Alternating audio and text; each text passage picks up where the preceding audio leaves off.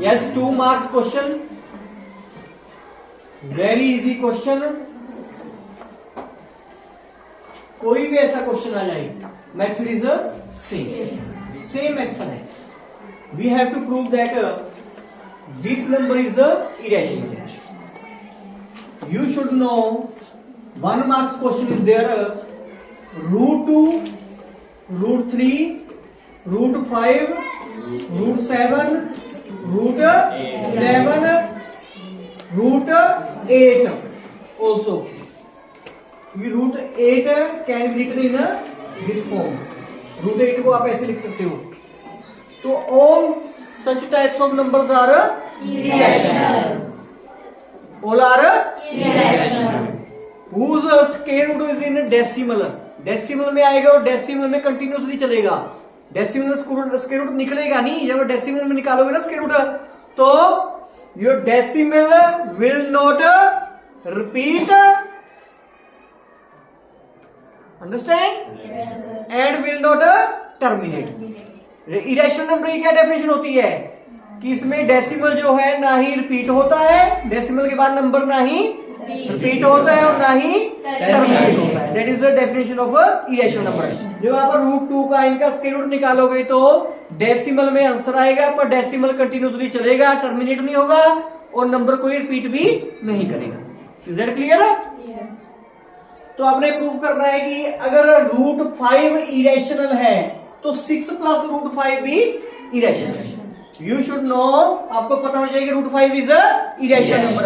तो आपने प्रूव करना है कि 6 + √5 is also irrational. Okay, clear है मेरी बात? तो √5 का आपको पता है कि क्या है, वो इरेशनल. आपने क्या प्रूव करना है कि उसमें 6 प्लस करेंगे तब भी क्या आएगा, irrational.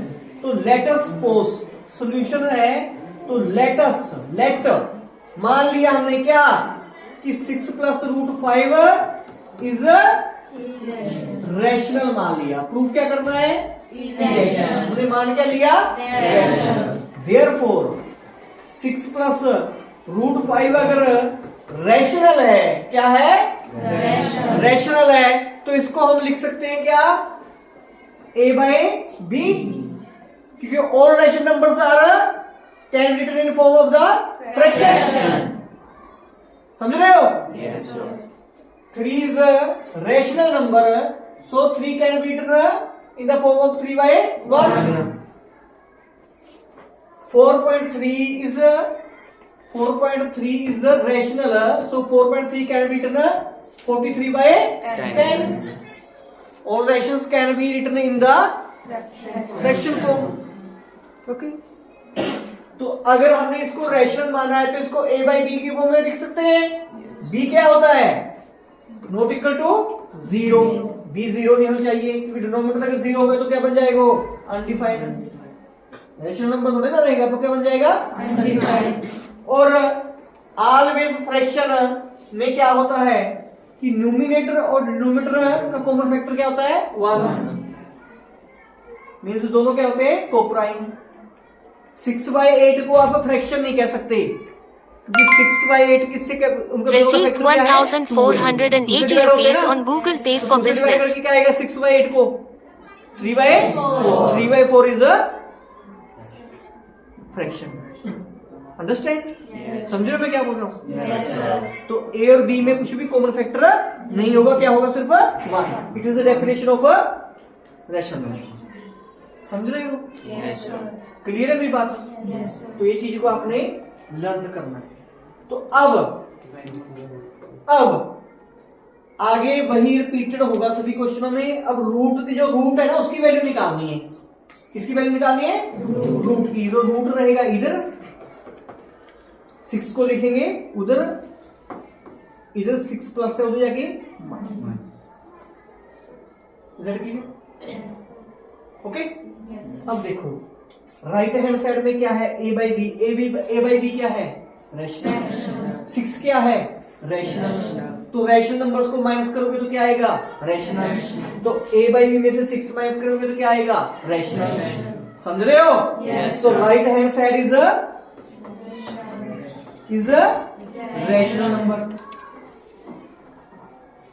But left hand side is irrational. तो ये पॉसिबल है? पॉसिबल है? बट लिखेंगे बट √5 इज इरेशनल। समझ रहे ना? राइट हैंड साइड क्या आ गया? रैशनल है, क्योंकि a बाई बी भी रैशनल है, 6 भी रैशनल है, तो रैशनल को माइनस करोगे तो क्या आएगा? रैशनल। पर जब लेफ्ट हैंड साइड देखते हैं वो क्या है? √5 तो रैशनल हो नहीं सकता। लेफ्ट हैंड राइट और राइट हैंड, लेफ्ट हैंड और राइट हैंड सेम होते हैं ना? सेम होने चाहिए ना। और यहाँ पे राइट हैंड पे क्या है? रैशनल नंबर है दोनों, a बाई बी भी और 6 भी। पर लेफ्ट हैंड पे क्या है? इरेशनल है, तो इक्वल हो सकते हैं दोनों? नो। तो क्या आ गई? कंट्राडिक्शन आ गई। हमने क्या लिखा कि राइट हैंड रैशनल है पर left hand irrational, therefore it is, therefore this number is not rational. लिख देंगे देयरफॉर 6 प्लस √5 इज क्या है? इरेशनल। बस इतना काम आपने करना है, 3-4 लाइनें इनको लर्न करना है, लर्न कर लेना।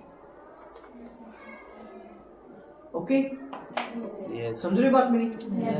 अब इसको अगर इसमें कंफ्यूजन है आपको, कोई पूछना चाहते हो कुछ? मैंने क्या किया, पहले तो आपने इसको लिख लेना है, क्या प्रूफ करना है? इरेशनल।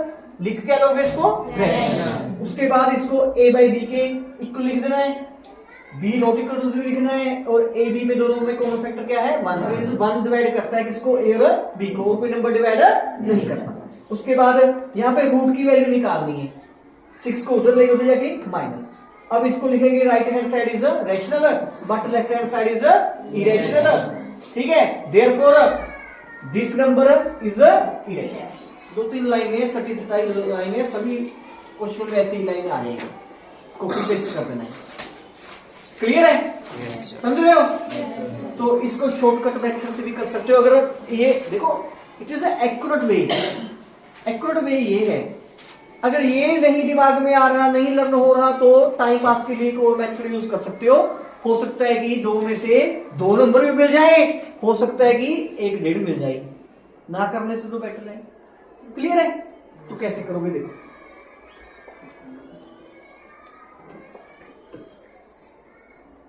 तो लिखोगे we know that √5 is irrational. क्या है? इरेशनल। हमें पता है कि इसमें, इस नंबर में √5 क्या है? Irrational. Therefore 6 plus √5 is also irrational, also irrational. बस इतना काम कर लेना, बस। क्लियर है?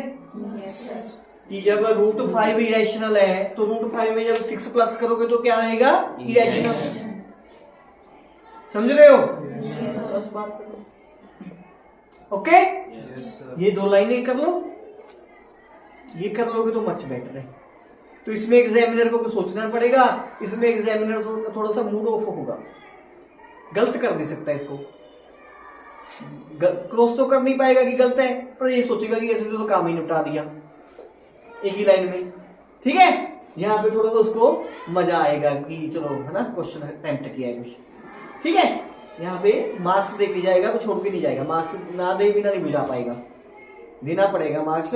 हो सकता है हम हाथ पकड़ के 2 तो ले नहीं सकते जबरदस्ती, 1 दे के चला जाए, हमें क्या पता चलेगा कि 1 दिया 1.5 दिया।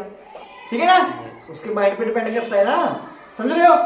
तो यहाँ पे अगर 2/2 लेने हैं तो ये मेथड है, अगर एक आधे से भी काम चला लोगे तो ये। ओके।